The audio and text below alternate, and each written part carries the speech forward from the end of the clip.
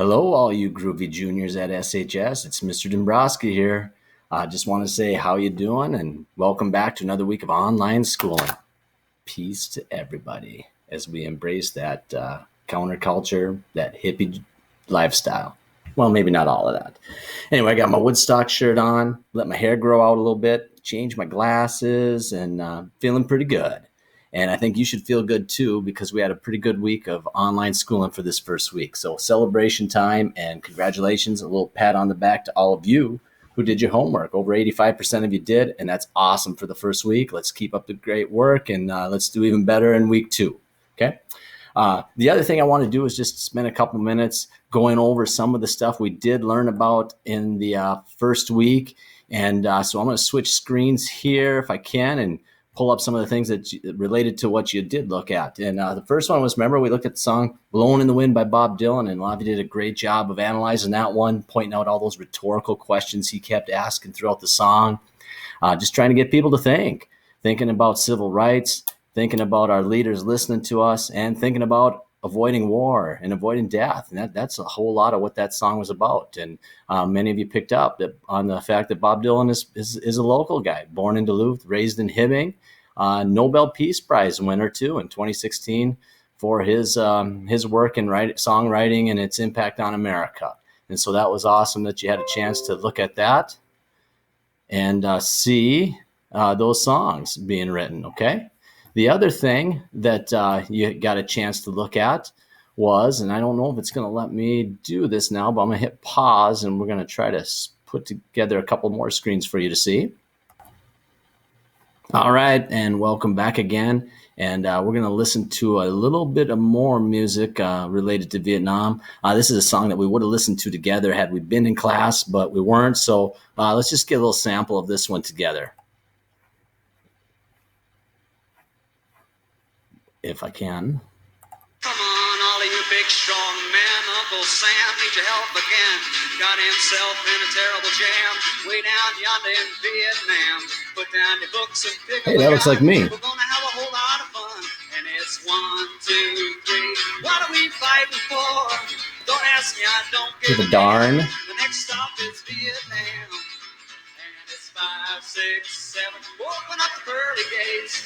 Well, there ain't no time to wonder why. We're all gonna die. Now come on, Wall Street, don't be slow. Why, man, this is war a go-go. There's plenty good money to be made. Supplying the army, rules of the trade. Just overpay that if they drop the bomb, we're dropping on the Viet Cong. And it's... All right, that's good for that one, and you can listen to the rest of that on your own. It's Country Joe and the Fish. And the next one we're going to look at is probably the song that's maybe the best known, or one of the better known, anti-Vietnam War song. Well, maybe not totally anti-Vietnam, but maybe at least anti-hippie song. And so check out a little Merle Haggard here and listen to his lyrics, especially that first verse. We don't smoke marijuana in Muskogee. We don't take our trips on LSD. We don't burn our draft cards down on Main Street. We like living right, being free. We don't make party out of loving. All right, are we back again? I seem to have disappeared, but remember this one? We watched that documentary on the hippies, and hopefully you got something out of that. Just a couple concluding thoughts on that one. Remember the video, it said there were at its peak, there were maybe 16 million hippies out there in America, a little less than 10% of the population. Not all of them were off living in San Francisco or off on some commune doing their own thing. But I did want to share a couple of concluding thoughts on the hippies. And one of those was an article from 2015 I found from The Guardian that talks about the death of the hippies. And ultimately the end paragraph of that one is that things started to disintegrate a little bit once they got into the drugs. And the drugs were the cause of the death of the hippies. There are still hippies out there today. I tried to find some more current numbers and learned that there are hippie havens you can find online in 39 different states. There are somewhere around 1,500 communes across the country where people are trying to live that communal lifestyle and reject mainstream society. And, maybe their numbers are even in the millions, at least in the millions that sympathize with the hippies.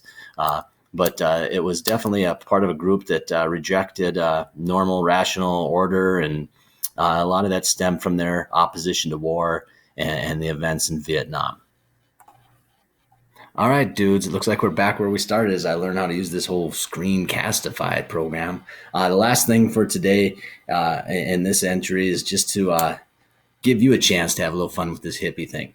Next Wednesday, I'd like to set up a class by class quick meeting on a Google Hangout, just a chance for all of us to get together and say hello face to face, give everybody a chance to take the mic and say something to the rest of the group that you maybe haven't seen in a while. And in sticking with this Chapter 18 theme, embrace your inner hippie. So get decked out, be a hippie, be an appropriately dressed for school hippie, and I'll give you a chance to show off in front of everybody else. That'll be next Wednesday. So just a heads up and some time to prepare. Peace out.